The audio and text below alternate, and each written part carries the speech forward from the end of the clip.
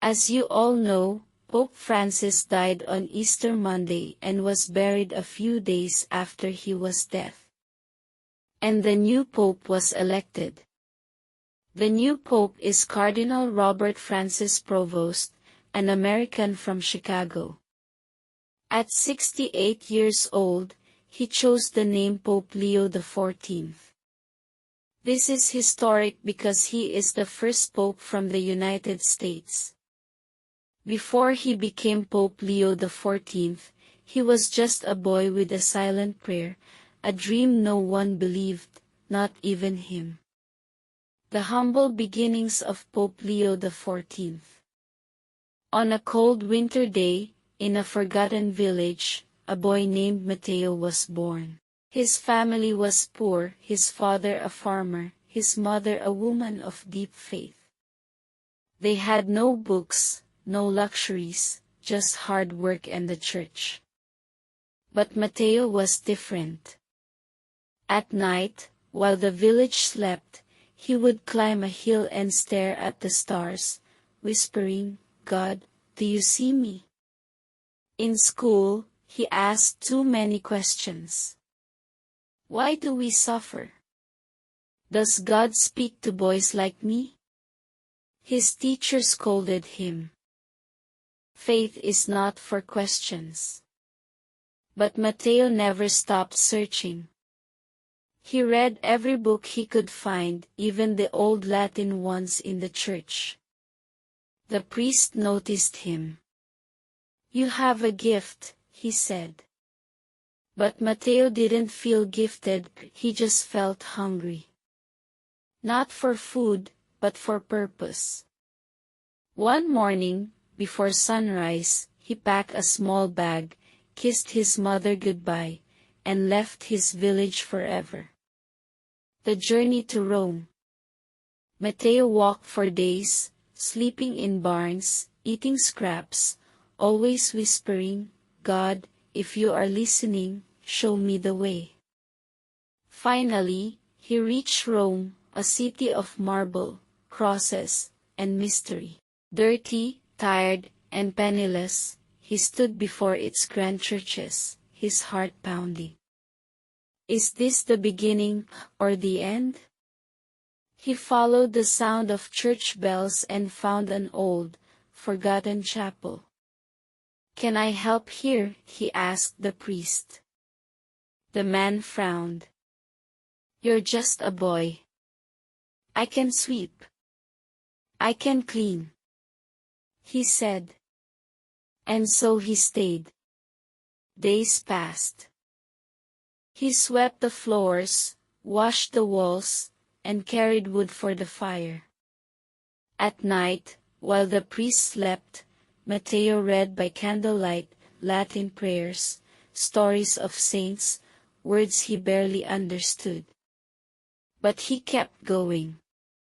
One evening, the priest caught him. "You read Latin?"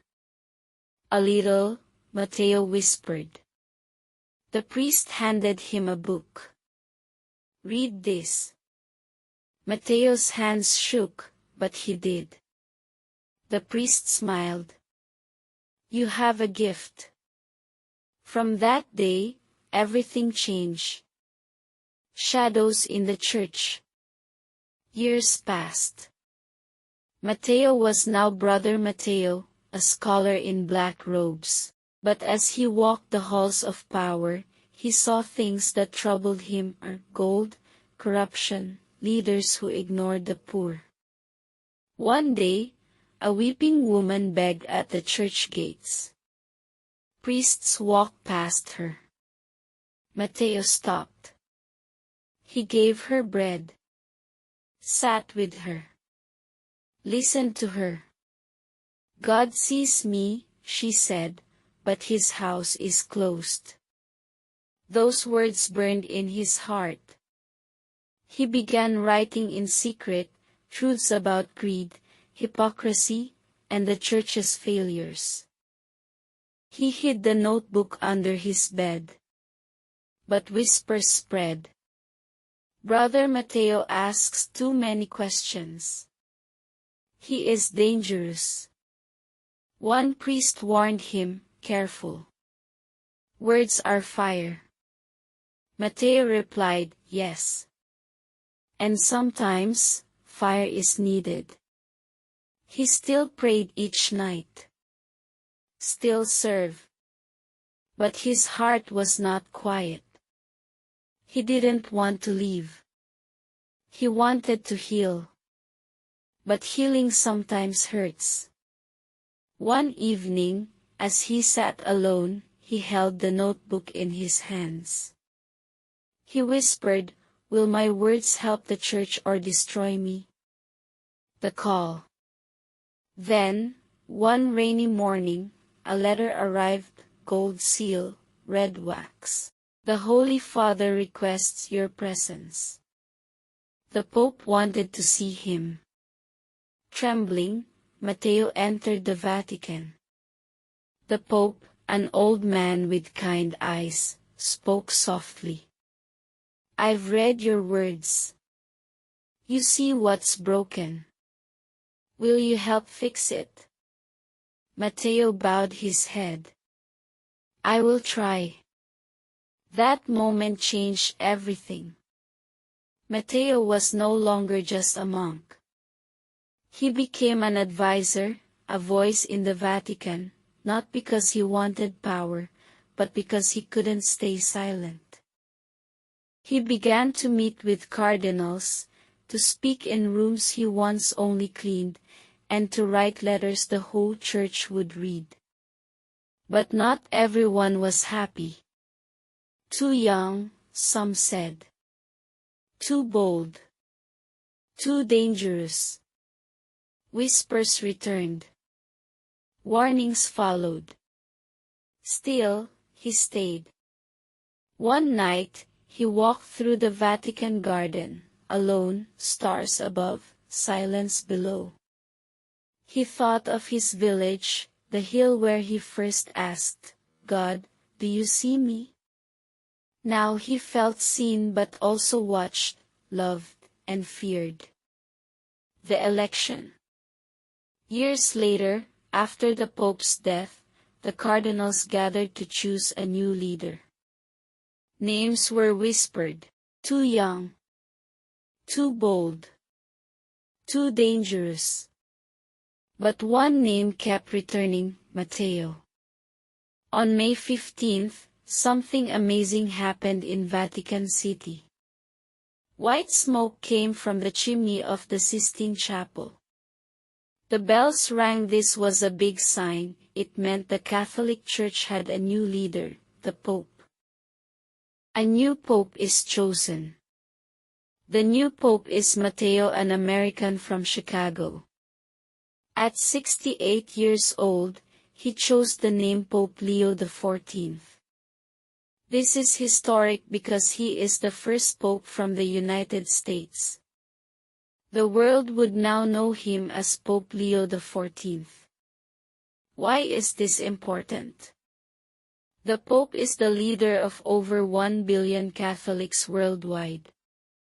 The name Leo connects him to past popes. The last Pope Leo ruled over 100 years ago. Pope Leo XIV speaks Spanish and Italian, which helps him communicate with many followers. His first words. Standing before millions, he spoke simply. I was born with nothing. I stand here not for power, but for truth. For peace. For love. Unity and hope. Let us walk together without fear. Peace should fill our hearts and families. Many people cheered. They believed he would be a wise and humble leader. Some people also wept. For the first time in years, they felt hope. But not everyone welcomed him. Leaders called him weak. Critics said he was too human.